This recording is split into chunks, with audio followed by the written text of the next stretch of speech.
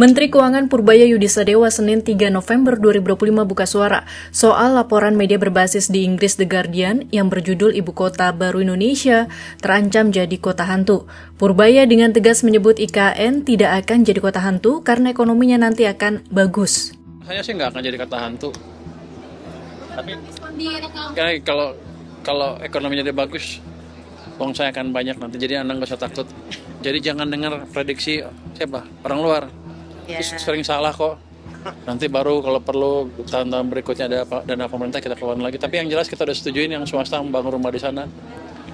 Ada beberapa perusahaan gitu. Tapi gitu. Jadi sepertinya nggak berhenti, masih jalan terus. Tapi nggak secepat yang kita ikut sama Pak Presiden aja seperti apa. The Guardian menyebut ancaman IKN menjadi kota hantu itu terlihat dari melambatnya pembangunan fisik, jumlah pekerja konstruksi yang lebih sedikit, sampai anggaran negara yang menurun. Laporan tersebut menulis sedikitnya 2.000 aparatur sipil negara dan 8.000 pekerja konstruksi tinggal di Ibu Kota Nusantara.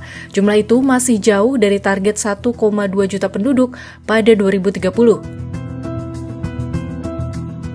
Terkait klaim The Guardian ini, pada Rabu 29 Oktober 2025, Kepala Otorita IKN Basuki Hadimulyono mengatakan pembangunan IKN masih on the track. Ia menyebut mulai tahun 2025 pembangunan Ibu Kota Nusantara memasuki tahap kedua.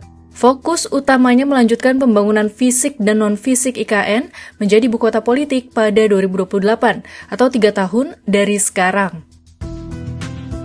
Soal anggaran, berdasarkan keterangan pers di situs resmi Otorita IKN, ada sejumlah sumber pendanaan untuk pembangunan IKN yang tercantum dalam Rencana Pembangunan Jangka Menengah Nasional atau RPJMN tahun 2025-2029.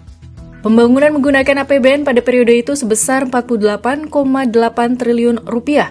Ada juga pembiayaan dari kerjasama pemerintah dan badan usaha dengan estimasi 158,72 triliun rupiah, serta investasi swasta murni dengan estimasi 66,3 triliun rupiah.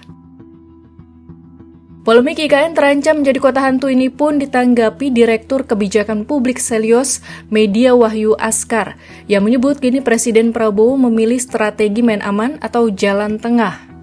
Strategi yang digunakan oleh Pak Prabowo sekarang adalah ya main aman, jalan tengah. Tidak membatalkan, tidak juga memberi oksigen politik baru ya, tidak juga menyerang, tapi membiarkan IKN dengan momentum. Dan sinyal-sinyal ini juga sudah kelihatan. Anggaran tahap 2 turun tajam ya, dari 80 triliun proyeksinya sekarang hanya dialokasikan 48 triliun. Dan tidak ada framing baru dalam pidato politik Pak Prabowo terkait IKN ini sebagai prioritas strategis. Artinya ke depannya Pak Prabowo sepertinya akan membiarkan saja IKN ini menjadi proyek gagal.